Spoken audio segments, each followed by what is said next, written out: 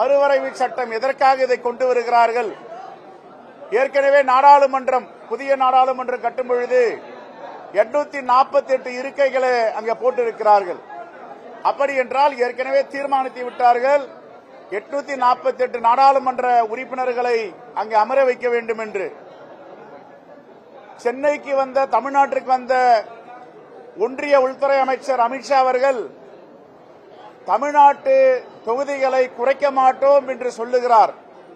அதே நேரத்தில் உத்தரப்பிரதேசம், பீகார், மத்திய பிரதேசம், ராஜஸ்தான் போன்ற மாநிலங்களில் கூட்ட மாட்டோம் என்று சொல்லவில்லை.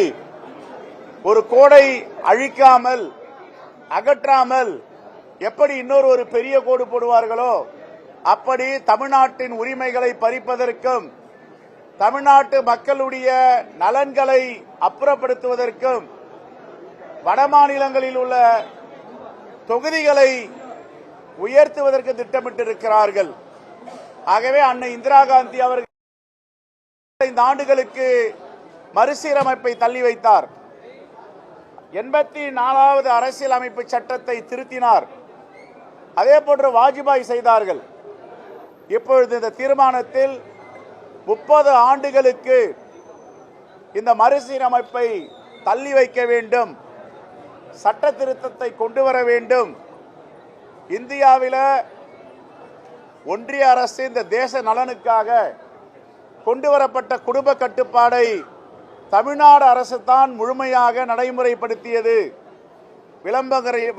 விளம்பரங்களில், திரைப்பட துறைகளில் முழுமையாக மருத்துவத்துறையை, மக்கள் நல்வாழ்வுத்துறையை,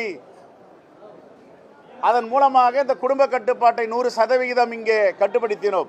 நாம் இருவர் நமக்கு இருவர் என்று. 2022ஆம் ஆண்டு கூட குடும்ப கட்டுப்பாட்டில் சிறந்த மாநிலம் என்று தமிழ்நாட்டுக்கு விருது வழங்கப்பட்டு இருக்கிறது. ஆனால் இந்த தேச நலனுக்காக பங்கேற்ற தமிழ்நாட்டு மக்களுக்கு வெகுமதியா தண்டனையா என்று ஒருபுறம் சிந்தித்து பார்க்க வேண்டும். ஆகவே தமிழ்நாடு காங்கிரஸ் கமிட்டி மாண்புமிகு முதலமைச்சர் கொண்டு வந்த தீர்மானத்தை ஆதரிக்கிறோம், வரவேற்கிறோம். இன்னும் தென் மாநிலங்களை சார்ந்த பாஜக அல்லாத முதலமைச்சர்களை அழைத்து மாண்பு முதலமைச்சர் பேச வேண்டும் என்று வலியுறுத்தி இருக்கிறோம், சந்திக்க வேண்டும் என்று கேட்டுக்கொண்டிருக்கிறோம். ஆனால் இது எல்லாம் இன்று தமிழ்நாட்டு நலனுக்காக, வருங்கால தலைமுறையை பாதுகாக்க வேண்டும் என்பதற்காக அனைத்து கட்சி கூட்டம் இங்கே நடந்து கொண்டிருக்கிறது. எல்லா கட்சிகளும் கலந்து கொண்டிருக்கின்றன. ஏன் 3 கட்சிகள் மட்டும் புறக்கணிக்கின்றன? பாஜக, நாம் தமிழர் கட்சி, ஜி.கே. வாசன் அவர்கள் தலைமையில் உள்ள கட்சி எதற்காக புறக்கணிக்கிறார்கள்? இவர்கள் என்ன செய்கிறார்கள் என்பதை தமிழ்நாட்டு மக்கள் பார்த்து கொண்டிருக்கிறார்கள். ஆகவே வருகின்ற தேர்தலில் இதற்கெல்லாம் தமிழ்நாட்டு மக்கள் அவர்களுக்கு பாலபாடத்தை எடுப்பார்கள், முடிவு கட்டுவார்கள். ஆகவே தமிழ்நாட்டு நலனுக்காக இன்று அனைவரும் ஒன்று கூடியிருக்கிறோம். தமிழ்நாடு எதிர்காலத்தை பாதுகாக்க வேண்டும், அரசியலமைப்பு சட்டத்தை பாதுகாக்க வேண்டும்.